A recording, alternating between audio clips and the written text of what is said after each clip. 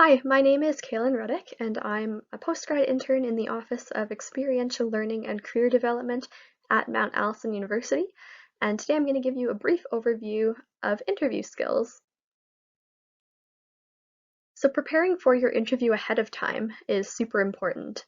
You want to be sure to do your research and be familiar with both the company as well as the job that you're applying for.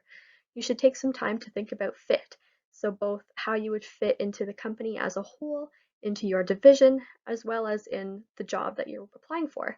And you should think about what makes you the best candidate for the position.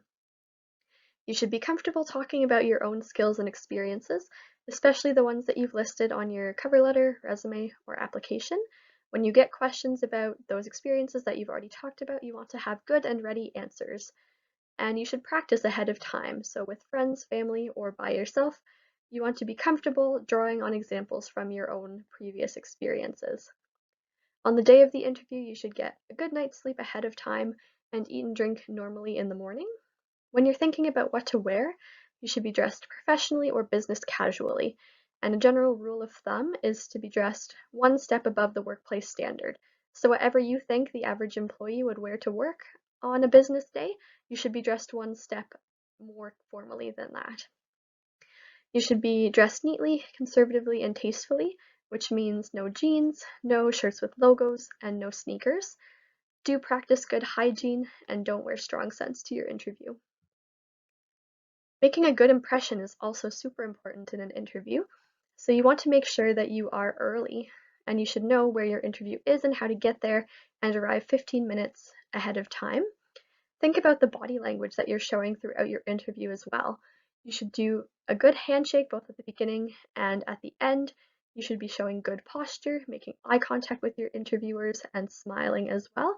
You want to show that you are positive about the experience, engaged with the interviewers, genuine, confident, and enthusiastic about the opportunity. You should be acting natural and as yourself, and express thanks for the opportunity as well. Make sure not to respond to a question negatively.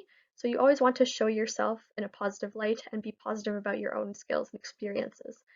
Don't say, I don't know. If you're asked a question that you don't have an immediate answer for, just take a moment and think about it and then give a thoughtful answer. And finally, don't ask about wages, benefits, or vacation in the first interview. That can be a conversation for once you're offered a position. It's also a good idea to be aware of potential interview questions you could be asked so that you can have ready answers for those questions. So you should know ahead of time what they're looking for in a candidate, and you should make sure that you're ready to highlight your relevant skills, strengths, and experiences as they relate to what they're looking for. So you should sell yourself in the best light. Think about your academics, extracurriculars, work and life experience, and come up with specific examples that demonstrate your competencies and skills. You should really try to tell a good story about yourself and sell yourself and your strengths to your interviewers.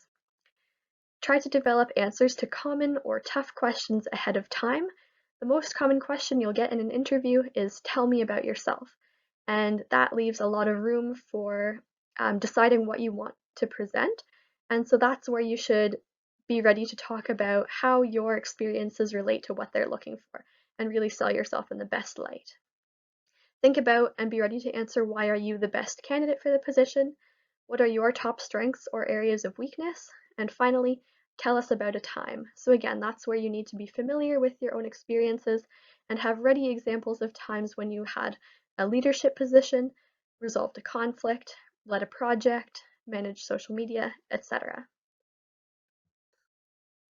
Remote interviews are often more common these days, especially as either a screening tool or because you're applying for a job that may not be close to where you're living at the time. So there are some general rules of thumb for both phone and virtual interviews, as well as some guidelines for both. So some phone etiquette: you should make sure to answer the phone yourself, especially if you're sharing a landline or your phone is where someone else may answer it. You want to be sure that you're picking up. Don't interrupt your interviewer, allow them to finish their sentence and then naturally step into the flow of conversation afterwards. Don't leave too much empty space. As they can't see your body language, they can't tell if you're nodding or if you understand the question. So don't leave them hanging at the end of their sentence, but do allow yourself to gather your thoughts before speaking. And smile. Again, they can't see your body language, and smiling changes your voice tone, so this is how you can show that you're enthusiastic and engaged with the interviewer. For virtual interviews, you should have your camera at eye level, not too close to yourself nor too far away, and don't use your computer for anything else. So it is obvious if you have alerts coming up or if you're typing and you want to make sure that you're avoiding that and you're fully focused on your interview. And again, pay attention to your body language. So show good posture, show engagement and confidence, smile, nod, and look into the camera, and that's how you'll be able to build this rapport with your interviewer in a virtual way. For all types of interviews, especially remote, you should practice ahead of time. If you need to download any apps or technology, you should prepare that and test it and make sure you know how to use it ahead of time. You can write down notes of items to mention and questions to ask, so that's unique to virtual or remote interviews. Choose a space that's quiet and private, so you don't want to be interrupted during your interview, and avoid distractions. So make sure that there won't be the sound of traffic in the background, turn off your phone, etc. Dress as you would for an in-person interview, and finally be ready at least 10 minutes before the interview. Wrapping up your interview, so this is your last chance to make a good impression, and so it is super important to leave on a good note. The last question you'll often be asked is, do you have any questions for us? And you should have something prepared to ask, because that shows that you've taken the time to think about it, you've cultivated an interest in the job, and you've shown forethought in the position. You could ask about duties and requirements in the job, office structure or company and office culture, opportunities for growth and development in the role or promotions through the company, what the interviewer likes about the company or their job, just anything that shows that you've taken the time to think about it ahead of time and that you're really interested in the position in the company. You should offer your references on paper so that they can have those after your interview. Again, express your thanks for their time. And finally, send a follow-up email. And this is where you can express your thanks again, maybe touch on common interests that you uncovered during the interview, and leave that final good impression in their minds. That's it for interview skills, but be sure to check out our other videos on the website, including creating a professional resume, a professional cover letter, a LinkedIn profile, how to write an academic CV, and working from home.